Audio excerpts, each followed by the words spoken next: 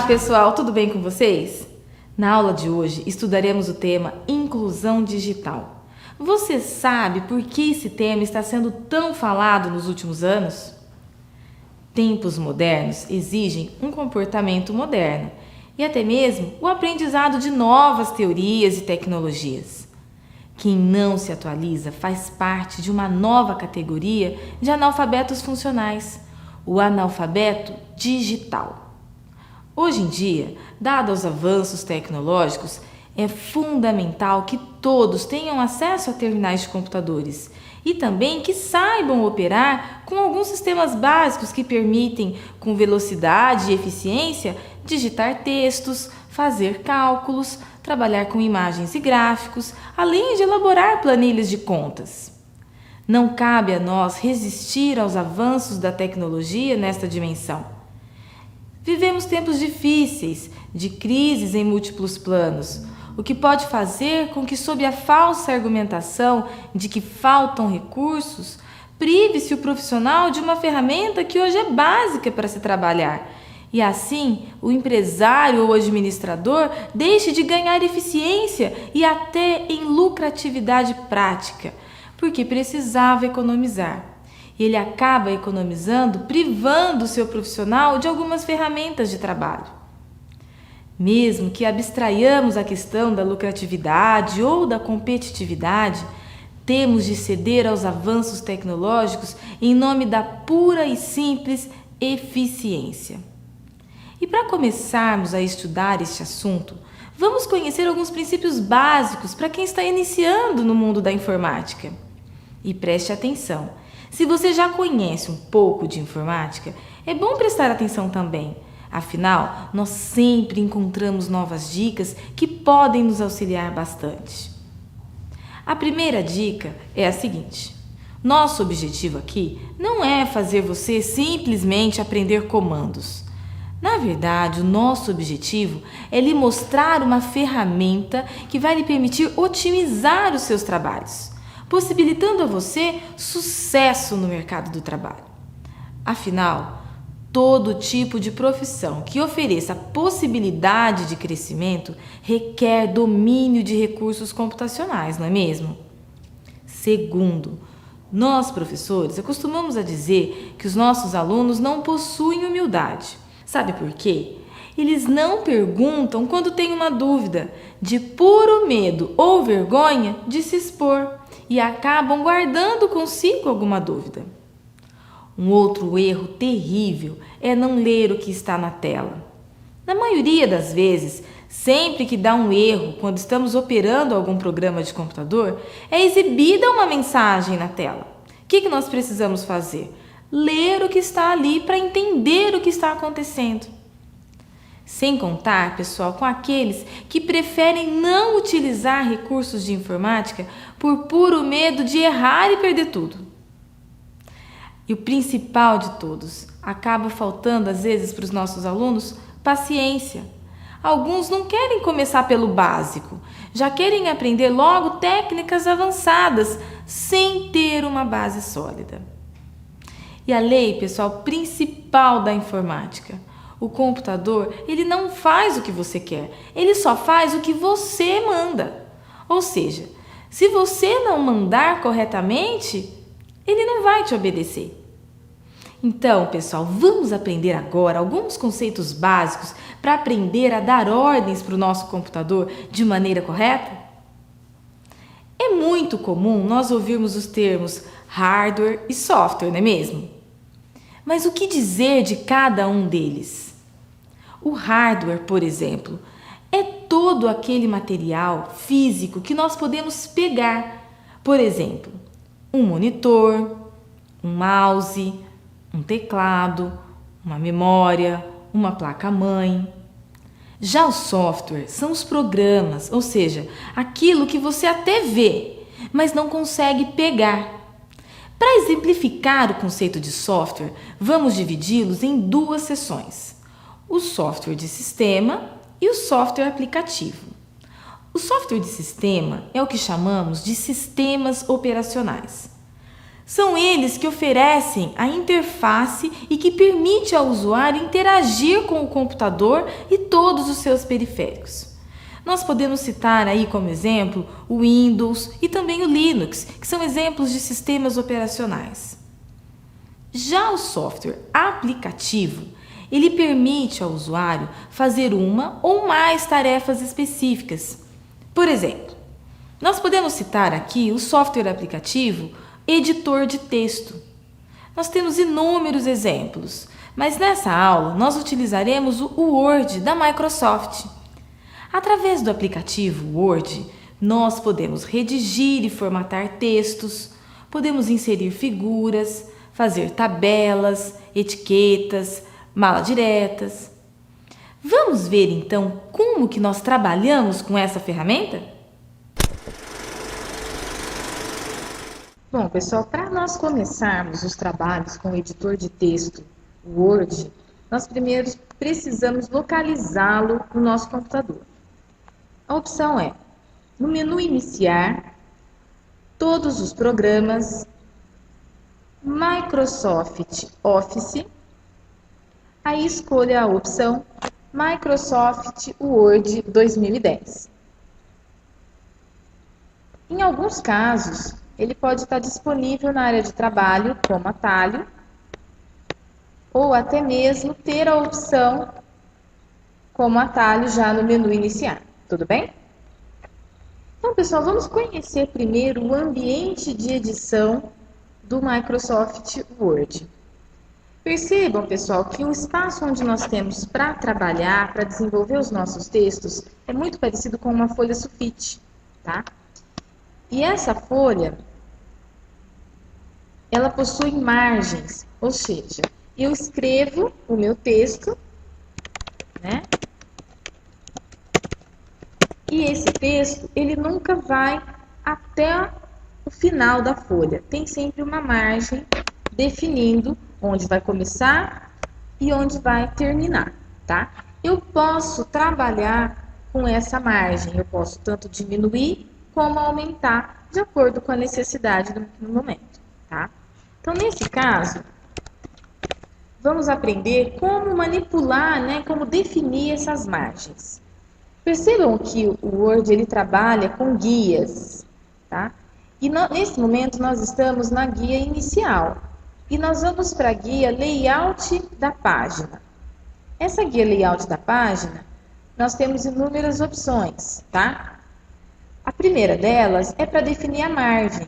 Eu tenho algumas margens aqui que já são pré-definidas, tá? E eu posso escolher alguma dessas ou então definir a minha margem personalizada, onde eu defino o tamanho da minha margem superior. Por exemplo, eu quero de 1 centímetro margem superior, 1 centímetro inferior, 2 centímetros à esquerda e 2 centímetros à direita, tá?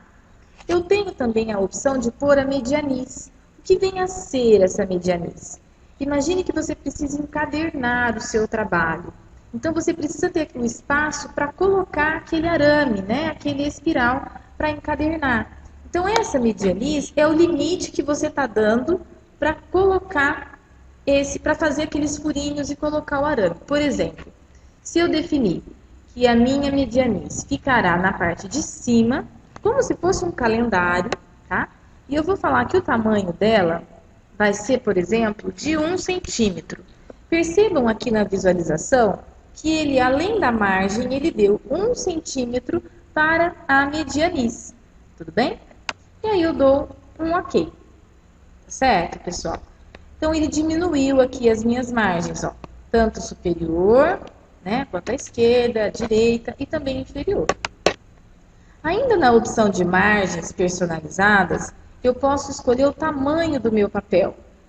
Isso é muito importante, pessoal, e deve ser a primeira atitude quando nós começamos a desenvolver um trabalho no Word, porque nós precisamos definir qual é o tamanho do nosso papel para evitar de imprimir e ficar fora, né? De repente você imprime numa folha maior, numa folha menor e acaba cortando, fica diferente do que está no seu arquivo. Então, você definindo o tamanho do seu papel, de acordo com o que será utilizado no momento da impressão, você evita esses problemas, ok?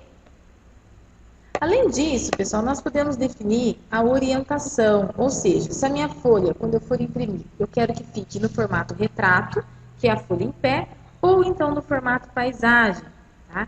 Que é a folha deitada. Percebam a diferença? Olha, nesse momento ela está em paisagem.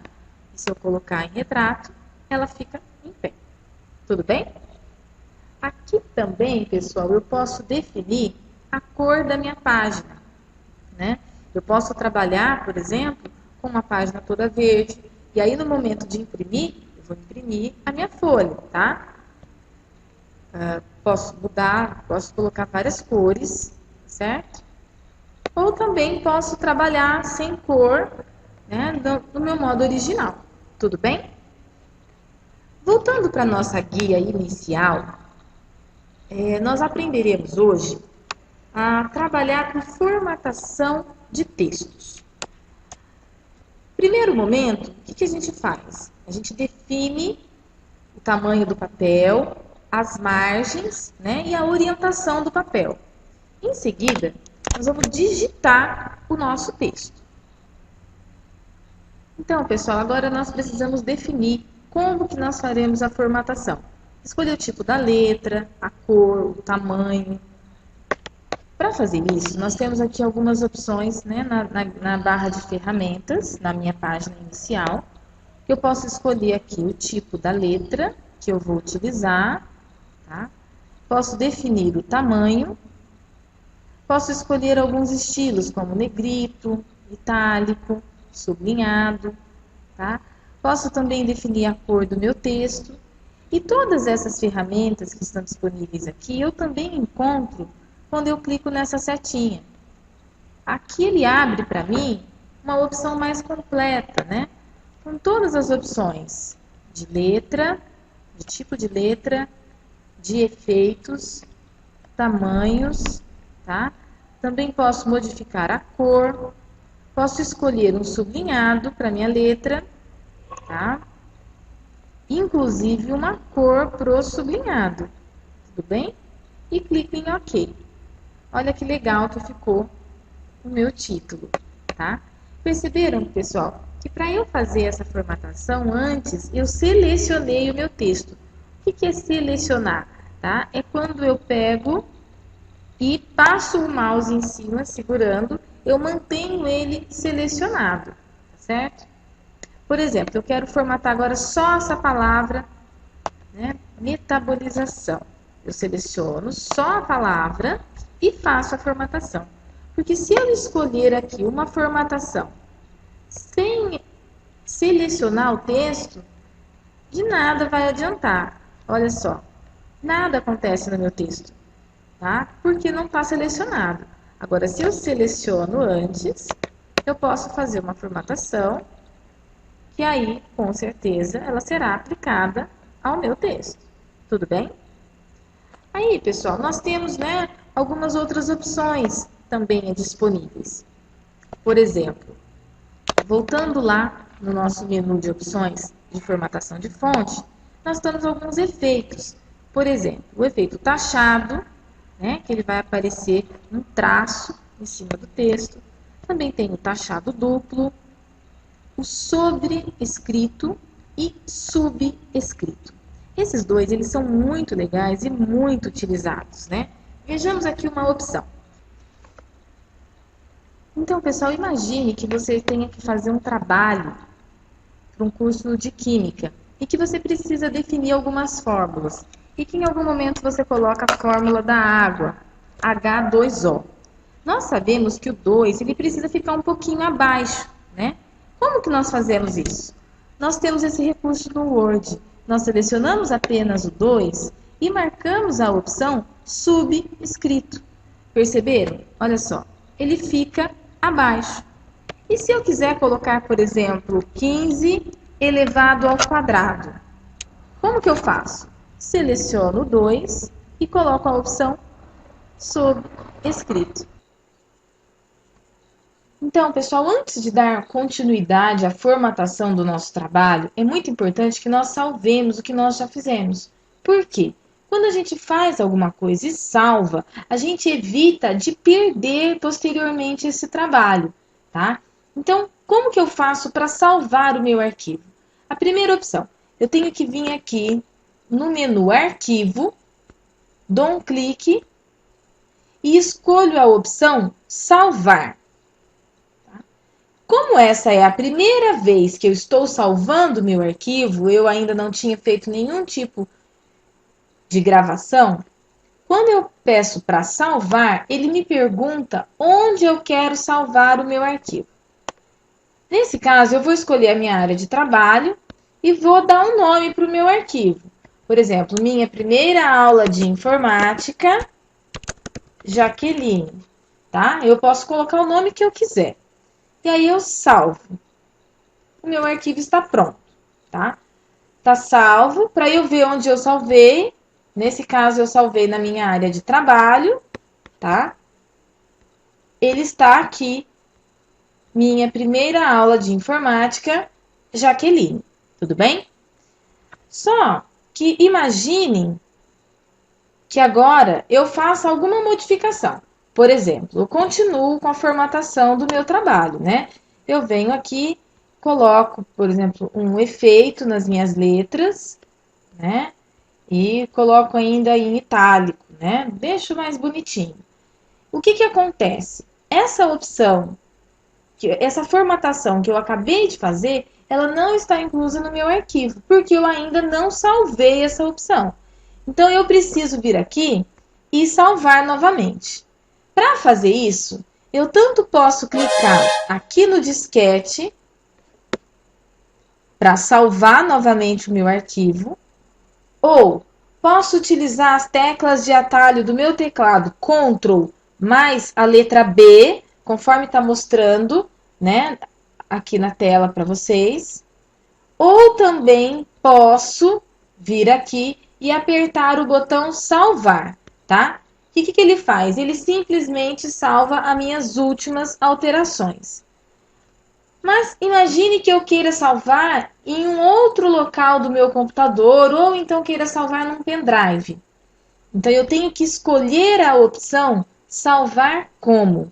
A opção salvar como, ela permite que eu modifique o nome do arquivo ou que eu modifique o local onde eu salvei.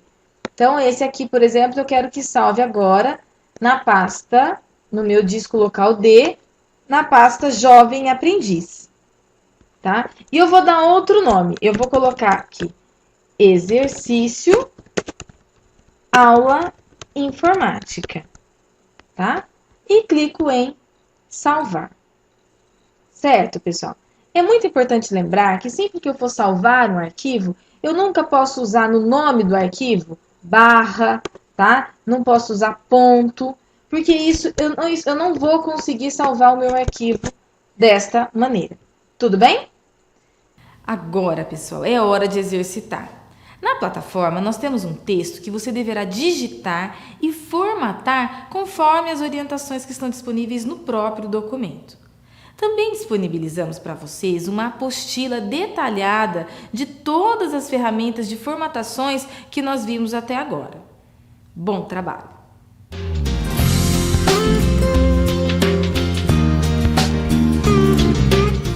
E aí, pessoal, fizeram todas as formatações? É muito legal poder dar vida a um texto através das ferramentas do Microsoft Word, não é mesmo? Espero que estes recursos aprendidos na aula de hoje o auxiliem em suas atividades lá no seu ambiente de trabalho e também durante os seus estudos. Lembre-se de treinar sempre estes conceitos, porque o segredo para dominar bem essas ferramentas é exercitar. Muito obrigada pela sua companhia e até a próxima!